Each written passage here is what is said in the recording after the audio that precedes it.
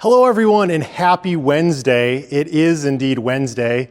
All the days seem to run into each other a little bit. It is, yes, good thinking. We got to maintain that social distance, physical distance at least, right?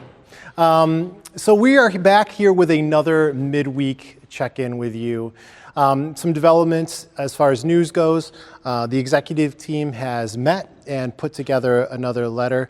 Mark, what kind of things are in this update that we should, as a congregation, know about?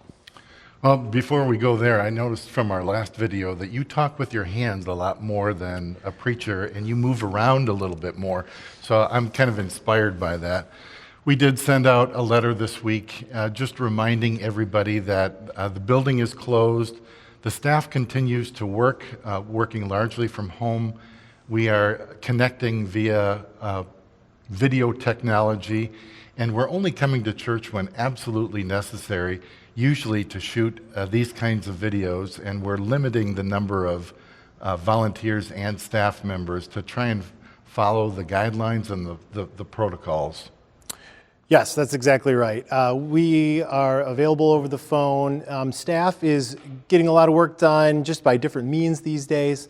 So we are available for you, and we are still remaining in connection. The one thing that we do need to point out, these efforts are only made possible by the heroic efforts of a couple of key people, and we need to give them a lot of love for making us look as good as we possibly can, which is a challenge. And those two people are Chris Dykhouse and Nolan Stewink. These guys are going over and above, and they deserve some love. Both of whom are outside the camera. In fact, Nolan is on the other side of this camera, ensuring that you have a good feed, and Chris has been great behind the scenes as well. So we want to encourage you to continue to persevere in this time and to think about ways in which you can not only connect with the people in your own home, and especially if you don't have someone in your own home right now, to use the church directory and make some phone calls, to send out emails, text if you have that ability.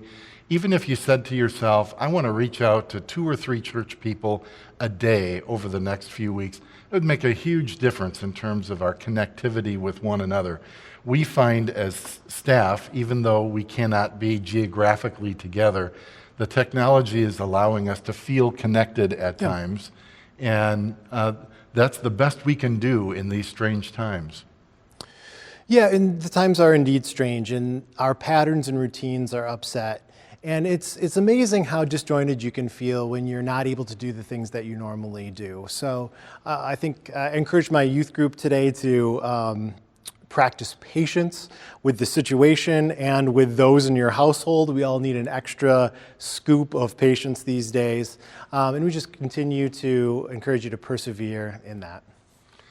One of the best things that I found about a couple days ago when my wife Tracy and I went out shopping was we asked the person at Meijer, I said, tell me a story about your experience.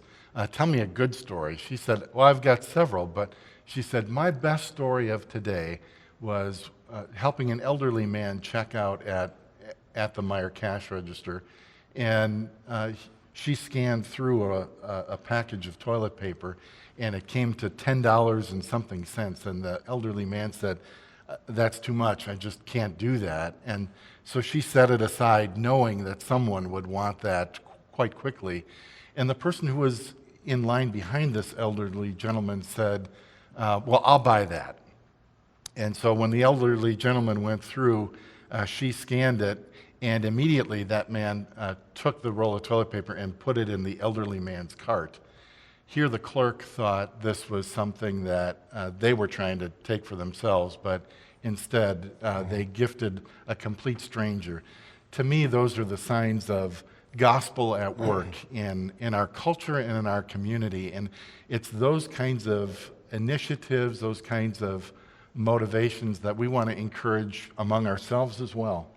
Just beautiful examples of acts of kindness and grace, sidewalk chalk, little parades, notes of encouragement. These things all carry a lot of freight these days.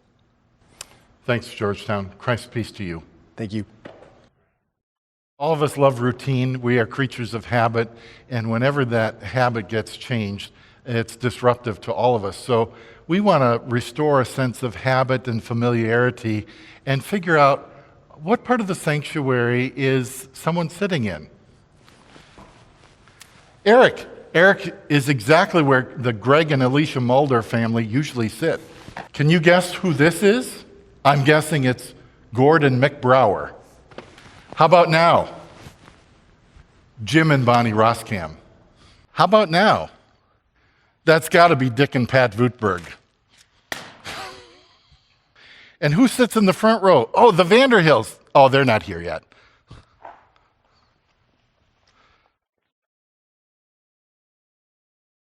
How about here? I'm thinking Penny Jenkins. And who'd be here?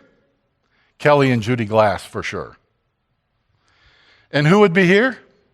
John and Ruth Turborg. How about here? It's got to be Barb and Larry Verhaeg. How about here?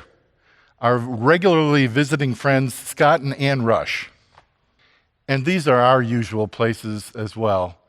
Just recognize that this sanctuary is not the same without you, but as always, recognize there's a place for you. There's a place waiting for you, and we can't wait to get back together again.